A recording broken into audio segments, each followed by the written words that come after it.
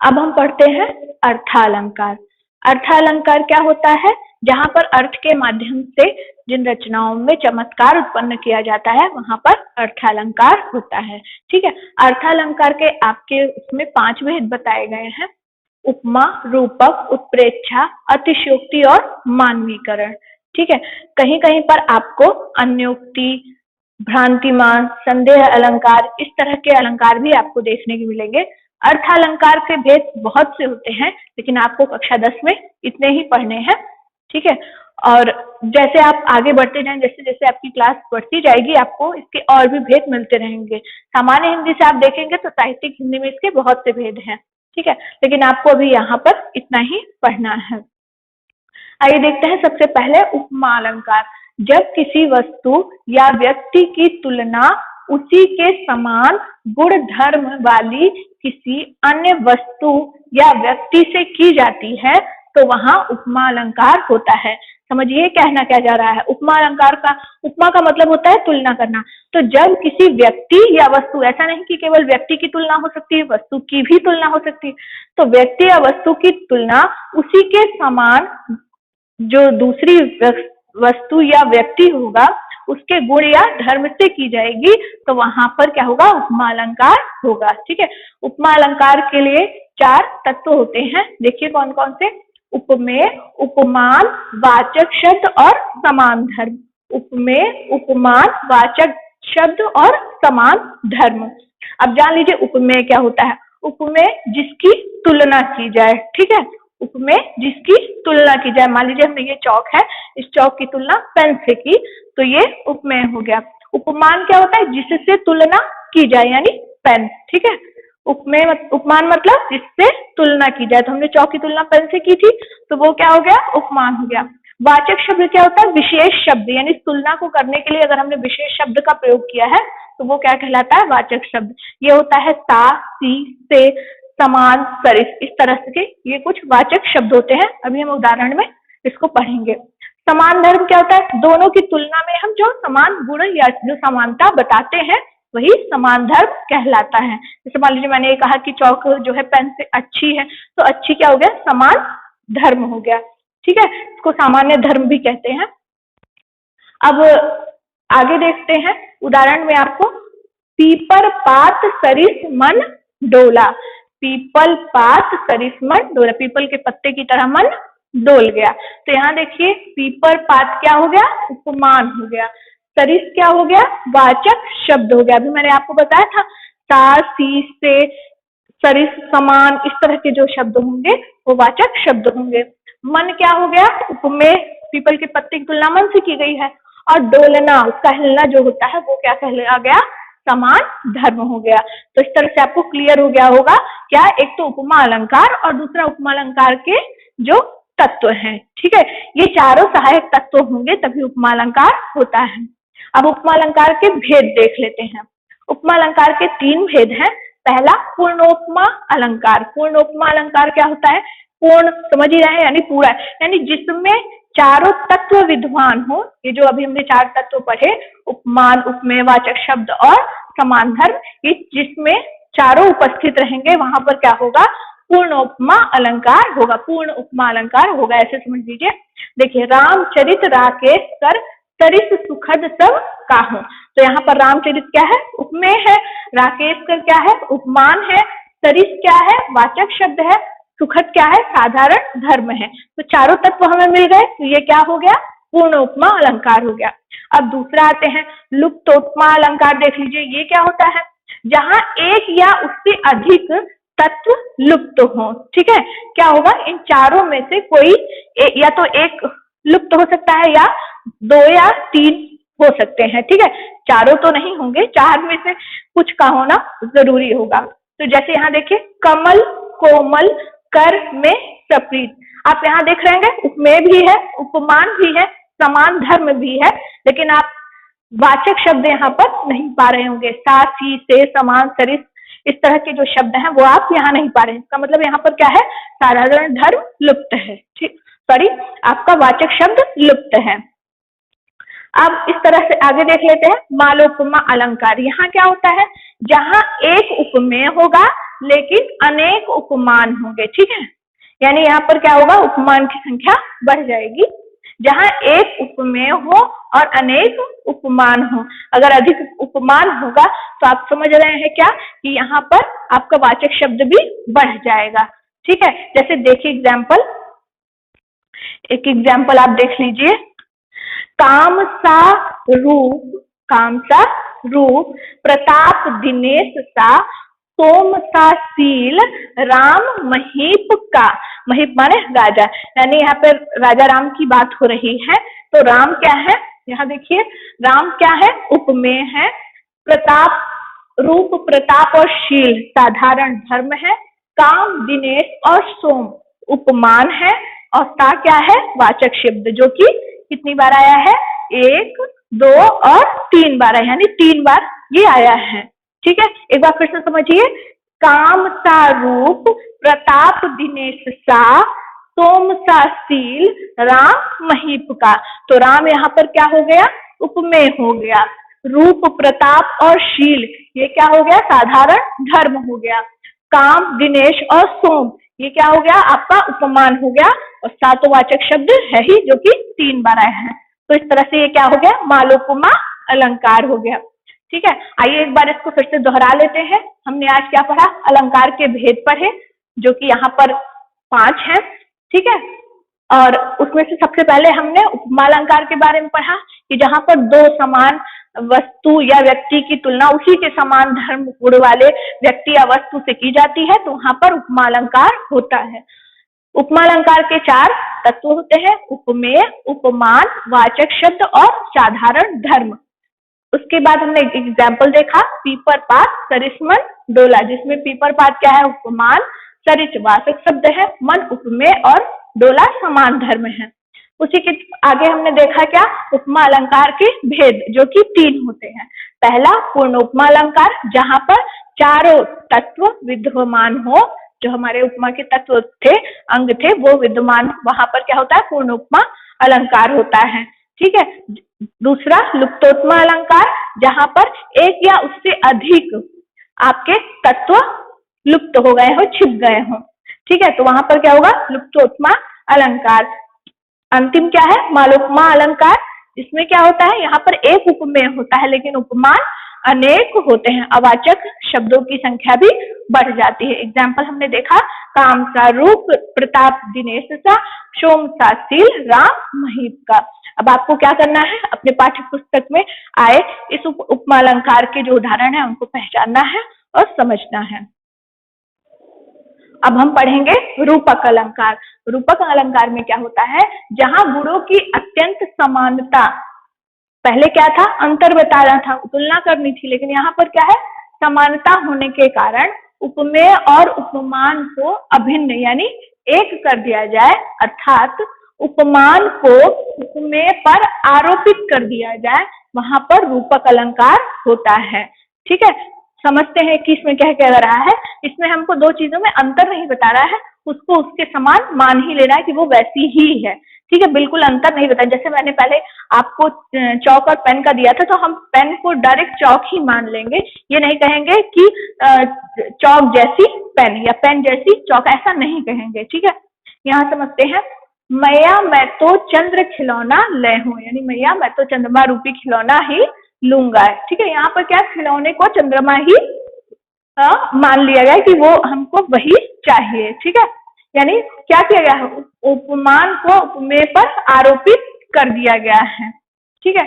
अगला देखिए, अंबर पनघट को डुबो रही तारा घट उषा नागरी, अंबर पनघट को डुबो रही तारा घट उषा नागरी, यहाँ पर भी क्या है, देखिए रूपक अलंकार है, ठीक है। अगला उदाहरण देखिए, पायो जी मैंने राम रतन धन पायो, पायो जी मैंने राम रतन धन पायो, तो यहाँ पर भी क्या हो गया, उपमा, आपका रूपक अलंकार हो गया। आपको रूपक अलंकार पहचानने का एक तरीका बता दूं, जहां पर उपमेय और उपमान के बीच में योजक चिन्ह लगा हो, वहां पर क्या होगा, आपका रूपक अलंकार होगा। और जहां पर योजक चिन्ह के साथ में सा सी से लगा हो, वहां पर क्या होता है, आपका उपमा अलंकार होता है। तो चूंकि यहाँ पर सा सी नहीं लगा हुआ है तो ये क्या होगा, आपका रूपक अलंकार होगा। इससे आपको पहचानने में सहायता मिलेगी। ठीक है, देखिए तीनों जो उदाहरण है इन तीनों में क्या है, उपमेय, उपमान और उपमेय के बीच में क्या लगा हुआ है, आपके योजक चिन्ह लगा हुआ है। योजक शब्द नहीं, योजक चिन्ह लगा हुआ है। इस तरह से हम रूपक अलंकार को पहचान सकते हैं। और अगर उपमा अलंकार को पहचानना है तो क्या करेंगे, उसके बगल में सा ऐसे लगा हो, सी या से ऐसे लगा होगा। ठीक है, इस तरह से लगा रहेगा। तो इस तरह आपको ध्यान देना है कि हमें पहचानने के तरीके पर भी लगातार लगे रहना है।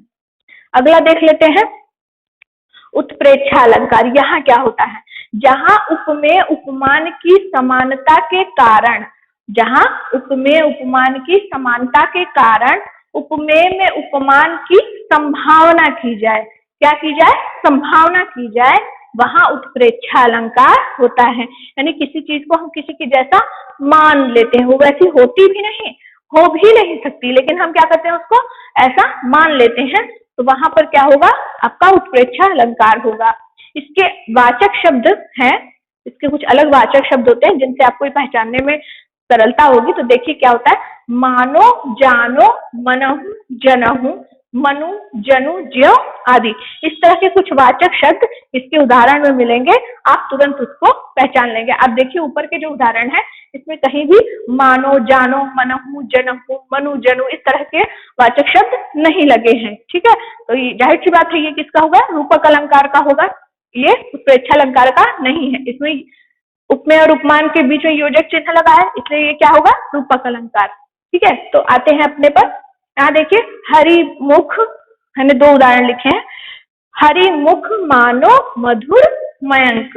हरिमुख मानो मधुर मयंक, यानी कि हरि का मुख कैसा है, चंद्रमा के जैसा है, मानो कि चंद्रमा के जैसा है। ठीक है, जो नत हुआ वह मृत हुआ, जो झुक गया वह मर गया, जो ज्यों ग्रंथ से झरकर कुमर। यहाँ देखिए ज्यों आया है, देखिए यहाँ पर ज्यों था तो ज्यों आया है, तो ये क्या हो गया, उत्प्रेक्षा अलंकार। कैसे, जैसे फूल झड़कर गिर जाता है। ठीक है, इस तरह से यहाँ पर क्या हुआ, यहाँ पर भी संभावना की गई है, इस तरह से ये उत्प्रेक्षा अलंकार हो गया। आपको और पहचानने का तरीका बता दूं, तो जहां पर आप देखिएगा कि तुलना की जाए, ठीक है, तुलना की जाए, वहां देखिएगा उपमा अलंकार होगा। ठीक है, दो चीजों के बीच अगर तुलना की जा रही है तो वहां पर उपमा अलंकार होगा। अगर समानता दिखाई जा रही है, वो भी अत्यंत, ठीक है, समानता, तो वहां पर आप देख लेंगे क्या होगा, आपका रूपक अलंकार होगा। ठीक है, अगर उसी चीज में केवल संभावना जताई जाती कि ऐसा हो सकता है, मान लीजिए ऐसा हो जाए, संभावना दिखाई जाए, तो वहां पर उत्प्रेक्षा अलंकार होगा। बस इतना आपको ध्यान में रखना है। इस तरह से अब हम एक बार इसको फिर से दोहरा लेते हैं। रूपक अलंकार, जहां गुणों की अत्यंत समानता के कारण उपमेय और उपमान को अभिन्न कर दिया जाए, तो वहां पर रूपक अलंकार होता है। एग्जाम्पल क्या था, मैया मैं तो चंद्र खिलौना लय हूं। यहाँ पर मैंने ऐसे एग्जाम्पल रखे हैं जो अक्सर एग्जाम में पूछे जाते हैं। अंबर पनघट को डुबो रही, तारा घट उषा नागरी। ठीक है, तारा घट उषा नागरी। पायो जी मैंने राम रतन धन पायो। यहाँ क्या है, राम और रतन में, यानी कि रत्न में कोई अंतर नहीं दिखाया गया, यहाँ डायरेक्ट बता दिया गया है कि वह क्या है, रत्न के समान ही है। ठीक है, रत्न ही है, ये कह लीजिए, राम जो है रत्न ही है और उसको मैंने पा लिया है। इस तरह से अब अगला देखें, उत्प्रेक्षा अलंकार। यहाँ क्या होता है, यहाँ उपमेय उपमान में समानता के कारण क्या किया जाता है, उनमें संभावना की जा सकती है कि वह वैसा हो सकता है, और इसके कुछ वाचक शब्द होते हैं जैसे मानो, जानो, मनहु, जनहु, मनु, जनु, ज्यो इत्यादि। तो इस तरह से हम इसको भी पहचान सकते हैं। उदाहरण देख लीजिए, हरिमुख मानो मधुर मयंक, जो नत हुआ वह मृत हुआ, जो वृंत से झड़कर कुसुम। ठीक है, एक आप तो मानो, जानो, मनहु, जनहु, ज्यो आदि इस तरह से होता है। एग्जाम्पल देख लेते हैं, हरिमुख मानो मधुर मयंक, और दूसरा एग्जाम्पल आपको क्या दिया गया, जो नत हुआ वह मृत हुआ, जो वृंत से झरकर कुसुम। और हमने जाना कि जहाँ पर तुलना की जाए वहां पर उपमा अलंकार, जहाँ पर दो लोगों में समानता बताई जाए, दो वस्तुओं में समानता बताई जाए वहां रूपक, और जहाँ पर संभावना जताई जाए वहां पर उत्प्रेक्षा अलंकार होता है। तो इस तरह से अब आपको क्या करना है, अपने पाठ में आए इनके उदाहरणों को छांटना है और पहचानने की कोशिश करनी है। अब हम देखते हैं अतिशयोक्ति अलंकार। जहां किसी व्यक्ति या स्थिति के बारे में बढ़ा चढ़ाकर वर्णन किया जाए वहां पर क्या होता है, अतिशयोक्ति अलंकार होता है। ऐसे समझिए, जहां मान लीजिए किसी चीज को हम इसका वर्णन इस तरह से कर दें कि बोलने की अति हो जाए, ठीक है, यानी उसकी तुलना करने की, समानता करने की, संभावना करने की अति हो जाए, वहां पर क्या होगा, अतिशयोक्ति अलंकार होगा। एग्जाम्पल देखते हैं तो आपको और समझ में आएगा। कढ़त साथ ही म्यान ते अति रिपु तन ते प्राण। रिपु माने होता है शत्रुओं के, कि जैसे ही तलवार म्यान से निकलती है वैसे ही क्या होता है, शत्रुओं के प्राण निकल जाते हैं। क्या ऐसा संभव है? नहीं है। क्यों? क्योंकि तलवार निकालना पड़ेगा, चलाना पड़ेगा, उसके बाद सामने वाला भी आपका प्रतिकार करेगा, तब जाकर के तो उसको मृत्यु होगी या आपकी होगी, ये बात समझ में आएगी। पहले से कैसे डिसाइड हो गया कि तलवार निकली ही नहीं और इधर अभी निकल ही रही है और उधर शत्रु की मृत्यु हो गई। तो यहाँ क्या है, बात को बहुत ज्यादा बढ़ा चढ़ा करके कहा गया है। ठीक है, अगला देख लीजिए। देख लो साकेत नगरी है यही, स्वर्ग से मिलने जा रही। यहाँ पर साकेत नगरी की जो ऊंची ऊंची इमारतें उनकी बात की है कि उनकी ऊंचाई इतनी है कि ऐसा लग रहा है जैसे वो स्वर्ग से मिलने जा रही हो। आपको क्या लगता है, ऐसा कभी संभव है इतनी ऊंची इमारत मिले कि जो है आकाश को छू जाए? नहीं ना। तो ये भी क्या है, बढ़ा चढ़ाकर बात कही गई, और ये क्या है, अतिशयोक्ति अलंकार। ऐसे एक एग्जाम्पल देख लीजिए। हनुमान की पूंछ में लगन न पाई आग, सगरी लंका जल गई, जय निशाचर भाग की। अभी हनुमान जी की पूंछ में आग लगी ही थी, या भी लगाने की तैयारी हो ही रही थी, उससे पहले ही सारे निशाचर जो राक्षस थे वो भाग गए। यहाँ पर भी क्या हुआ है, अतिशयोक्ति अलंकार का प्रयोग हुआ है। अब अगला देख लेते हैं, मानवीकरण अलंकार। इसका क्या होता है, जहां प्रकृति में या आदि जड़ पदार्थों में क्या होता है, मानवीय क्रियाओं या भावनाओं का आरोपण किया जाता है, वहां पर मानवीकरण अलंकार होता है। इसका एग्जाम्पल देखते हैं तो और अच्छे से समझ में आएगा। दिवसावसान का समय यानी शाम का समय, मेघमय आसमान से उतर रही, यानी बादलों वाले आसमान से उतर रही, संध्या सुंदरी परी सी धीरे धीरे। संध्या रूपी जो सुंदरी है वो परी जैसी की तरह धीरे धीरे उतर रही है। संध्या को क्या मान लिया गया है, यानी शाम को क्या मान लिया गया है, परी। परी क्या है, स्त्रीलिंग का रूप है। तो जहां पर जिन रचना पंक्तियों में आप देखिएगा कि जो है प्रकृति को या जो जड़ पदार्थ है उनको मानव का रूप दिया जाए, चाहे वह स्त्री हो चाहे पुरुष का, तो वहां पर मानवीकरण अलंकार होगा। जैसे यहाँ पर संध्या को क्या दिया गया है, परी यानी स्त्री का रूप दिया गया है। अगला देखिए, चंचल हिरणी पूछ रही है, कहाँ छिपा है हिंसक सिंह। यहाँ पर चंचल हिरणी पूछ रही है, कहाँ छिपा है हिंसक सिंह। यहाँ पर हिरणी, आप बताइए हिरण कभी बोलता है, या हिरणी जिसका स्त्रीलिंग रूप है वो कभी बोल सकता है? नहीं। तो फिर यहाँ पर क्या हुआ, यहाँ पर भी उसे स्त्री का रूप दिया गया और वो बोल कर पूछ रही है कि शेर कहाँ पर है। तो ये क्या हो गया, यहाँ पर भी मानवीकरण अलंकार हो गया। और एक देख लीजिए, खड़खड़ कर ताल बजा नाच रही बेसुध हवा। जो हवा है, खिड़कियों को जब हवा चलती है तो क्या होता है, खिड़कियां हिलने लगती हैं, तो ऐसा लग रहा है वो ताली बजा बजा करके बेसुध होकर नाच रही है, उसको नृत्य करते हैं, नृत्यांगना के रूप में दिखाया गया है। तो यहाँ पर भी यानी स्त्री का ही रूप हुआ, तो वो भी यहाँ पर हवा क्या है, प्रकृति है, तो ये भी क्या हुआ, मानवीकरण अलंकार हो गया। अगला देख लीजिए एक एग्जाम्पल, मेघ आए हैं बंठन के संवर के। मेघ आए हैं बंठन के संवर के, यानी बादल क्या है, बंठन करके। इस तरह एक पुरुष जो है बंठ अच्छे से तैयार होता है, अच्छी वेशभूषा धारण करता है, अच्छे से बाल बनाता है, इस तरह से वो बन ठन के संवर करके आया हुआ है। ठीक है, ये आप कविता पढ़ेंगे उसमें आपकी ये पंक्ति आई हुई है। तो वहां पर दामाद का आगमन होता है, गांव में जो है जब बादल आते हैं तो उनको ही कहा जाता है कि मेघ आए हैं बन ठन के संवर के, यानी दामाद जी जो हमारे आए हैं वो किस तरह से बन ठन के अच्छे से तैयार होकर के आए हैं। ये ऐसी कविता आपके उसमें है, आप देखिएगा आपको मिल जाएगी। तो आपने यहाँ क्या जाना कि प्रकृति में या जड़ पदार्थों में मानवीकरण क्रियाओं का, मानवीय जो क्रियाएं होती हैं या भावनाओं का आरोपण किया जाता है मानवीकरण अलंकार में। जरूरी नहीं वो स्त्रीलिंग हो, वो पुल्लिंग भी हो सकता है। ठीक है, अब इस तरह से हम एक बार इसको फिर से दोहरा लेते हैं। अतिशयोक्ति अलंकार क्या होता है? जहां बात को बहुत ज्यादा बढ़ा चढ़ाकर कहा जाए वहां पर अतिशयोक्ति अलंकार होता है। एग्जाम्पल हमने क्या देखा? कहत साथी म्यांते असि रिपु तंते प्राण। अगला हमने क्या देखा? देख लो साकेत नगरी है यही स्वर्ग से मिलने जा रही। मानवीकरण अलंकार में क्या होता है? प्रकृति या जड़ पदार्थों में मानवीय क्रियाओं या भावनाओं का आरोपण किया जाता है, वहां पर मानवीकरण अलंकार होता है। एग्जाम्पल क्या था आपका? दिवासवसान का समय मेघमय आसमान से उतर रही संध्या सुंदरी परी सी धीरे धीरे। आप यहाँ देख रहे होंगे किसी आया है तो आपको ये लगे ये उपमा अलंकार है। आपको बता दूं जरूर नहीं है, एक पंक्ति में एक ही अलंकार हो, दो भी हो सकते हैं। ठीक है, चंचल हिरणी पूछ रही कहाँ छिपा है हिंसक सिंह। अगला उदाहरण, खड़ खड़ कर ताल बजा नाच रही बेसुध हवा। तो इस तरह से हमने क्या पढ़ा? आपका मानवीकरण और रूपक अलंकार को पढ़ लिया।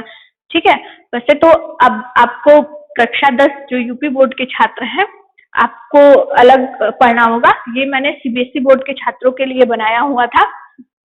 तो यूपी बोर्ड के जो आपके कक्षा 12 के जो सामान्य हिंदी के छात्र हैं, कक्षा 12 के जो सामान्य हिंदी के छात्र हैं उनको ये दो अलंकार और पढ़ने हैं, इनके बारे में आप जान लीजिए।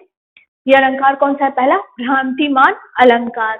ठीक है, जब उपमेय को भ्रम के कारण उपमान समझ लिया जाता है वहां भ्रांतिमान अलंकार होता है। किसके कारण? भ्रम के कारण। क्या समझ लिया जाता है? उपमेय को उपमान समझ लिया जाता है तो वहां पर भ्रांतिमान अलंकार होता है। एग्जाम्पल देखिए, ओस बिंदु चुग रही है हंसनी मोती उनको जान। ओस रूपी जो बिंदु ओस के जो कण है उनको हंसनी क्या कर रही है? मोती समझकर चुग रही है, इसको मोतियों का भ्रम हो गया है। किसमें? ओस की बिंदुओं में। यहाँ ओस बिंदुओं के हैं उपमेय है और मोती क्या है? उपमान। तो यहाँ पर क्या हुआ? मोती में और जो ओस की बूंदे हैं उसमें उसको भ्रम हो गया। ओस की बूंदों को ही वो क्या समझ लेती है? मोती समझ लेती है। ठीक है, और उसी को चुगना शुरू कर देती है। तो यहाँ पर क्या हो गया? भ्रम उत्पन्न होने के कारण भ्रांतिमान अलंकार हो गया। अगला देख लीजिए, नाक का मोती अधर कांति से बीज दांडिम का समझ के भ्रम से। यहाँ तो आप वैसे ही भ्रम शब्द आया तो पहचान लेंगे। देख उसको ही हुआ शुक मौन सोचता अन्य शुक यह कौन। शुक माने तोता होता है। ठीक है, तो नाक में जो मोती, जो नाक में पहनने वाला आभूषण है उसकी लालिमा को देख करके उसको किस चीज का भ्रम हो जाता है? दांडिम मतलब अनार के दानों का। अनार के दाने कैसे होते हैं? लाल रंग के। और नाक के मोती का जो रंग है वो कैसा है? वो भी लाल। तो जो शुक है यानी तोता, उसको भ्रम हो जाता है कि ये आभूषण है कि मोती है, और वह सोचने लगता है कि ये जो दूसरा तोता है वह कौन है। ठीक है, आपको यहाँ पर क्लियर कर दूं कि जब उपमेय में उपमान का यहाँ पर आपको भ्रम हो, यदि क्रिया हो जा रही है, ठीक है, कोई क्रिया हो जा रही है तो आप ये तुरंत पहचान लीजिएगा कि यहाँ पर भ्रांतिमान अलंकार है। जैसे देखिए, आप समझिएगा, आपने रस्सी देखी और रस्सी देख के आपको सांप का भ्रम हो गया कि ये सांप है। ठीक है, उसके बाद आपकी एक क्रिया हुई। क्या क्रिया होगी? आप उसको हाथ से छूने तो जाएंगे नहीं, तुरंत क्या होगा? कोई डंडी लेंगे या किसी चीज से उसको हिलाकर देखेंगे। तो आपको ये जो हाथ मतलब डंडी उठाना हुआ या उसको किसी चीज को फेंक करके उसको कंफर्म करना हुआ कि एक रस्सी है या सांप है, तो वो क्रिया करने के बाद तब फिर ये क्या कहलाएगा? भ्रांतिमान अलंकार कहलाएगा। यहाँ अपने उदाहरण में समझिए कि ओस बिंदु चुग रही है हंसनी मोती उनको जान। यहाँ देखिए, जो हंसनी थी वो उसको जो है ओस के कणों में भ्रम हो जाता है। किसका? मोती को, मोतियों का। तो उसने क्रिया की, किसकी? चुगने की। जब वो चुगना शुरू कर दी तो उसे पता चला क्या हो गया? कि ये जो है मेरा भ्रम है। तो इस तरह से ये भ्रांतिमान अलंकार हो गया। इसमें भी यही था, नाग का मोती अधर कांति से बीज दांडिम को समझ के भ्रम से। पहले तो उसने नाक के जो मोती था, नाक का जो आभूषण था, उसे जो है क्या समझ लिया, अनार के दाने समझ लिया। लेकिन उसको सुन करके जो तोता था उसकी प्रतिक्रिया क्या हुई, उसने क्या क्रिया की, उसने चुप होकर सोचने की क्रिया की। तो फिर यहाँ पर क्या हो गया, कुछ देर बाद सोचने के बाद उसे समझ में आया कि ये क्या है, ठीक है, अनार है या नाक का आभूषण है। तो फिर यहाँ पर ये क्लियर हो गया। तो इससे ये पता चलता है कि हाँ भ्रांतिमान अलंकार है, ठीक है। अगला देखिए संदेह अलंकार। यहाँ क्या होता है, जहां रूप रंग गुण की समानता के कारण किसी वस्तु में उसी के सदृश यानी उसी की तरह है, उसी तरह का रंग हो, उसी तरह का रूप हो, उसी तरह का गुण हो, अन्य वस्तु का संदेह हो जाए, वहां पर क्या होगा, संदेह अलंकार होगा। आप सोचे होंगे कि भ्रांतिमान और इसमें एक ही जैसा है, लेकिन नहीं, अभी क्लियर होगा। यहाँ फिर से एक बार देखिए, जहां रूप रंग गुण की समानता के कारण किसी वस्तु में उसी के सदृश अन्य वस्तु का संदेह हो जाए, वहां पर संदेह अलंकार होता है। अच्छा, दूसरा इसको पहचानने के लिए देख लीजिए, ये कुछ शब्द हैं जिनसे आप इसको पहचान सकते हैं। पहला की होगा, केंद्र होगा, या होगा या अथवा होगा। आपको जैसे कोई चीज कंफर्म करनी होती है तो कैसे करते हैं, ये चाहिए या ये चाहिए, इस तरह से आप बोलते हैं, या लगाते हैं, जाओगे अथवा नहीं जाओगे। जाने और न जाने में अगर आपको संदेह हो रहा है कि व्यक्ति जाएगा या नहीं, तो क्या करते हैं, आप अथवा लगाते हैं। तो इस तरह के ये जो शब्द हुए, इससे आप संदेह अलंकार को पहचान सकते हैं। जैसे देखिए, सारी बीच नारी है या नारी बीच सारी है। यहाँ पर क्या है, साड़ी और नारी का भ्रम हो जा रहा है, संदेह हो जा रहा है, ठीक है, लेकिन कोई क्रिया नहीं हो रही है। नारी बीच सारी, सारी बीच नारी है या नारी बीच सारी, सारी ही की नारी है कि नारी ही की सारी है, ठीक है। अगला देखिए, ये छींटे हैं उड़ते अथवा मोती बिखर रहे हैं। ये छींटे हैं उड़ते अथवा मोती बिखर रहे हैं। तो ये भी क्या हो गया, यहाँ पर अथवा क्या आ गया, आप देखिए अथवा आ गया, तो ये भी क्या हो गया आपका, और यहाँ पहले या आया था, तो इससे ये पता चल गया कि ये आपका संदेह अलंकार। यहाँ पर कोई क्रिया नहीं हुई, पहले वाले में क्रिया हुई थी, इससे हमको पता चला कि ये भ्रांतिमान अलंकार है और ये संदेह अलंकार है। इस तरह से आपको अन्य उदाहरणों को पढ़ना है और आपको समझने का प्रयास करना है।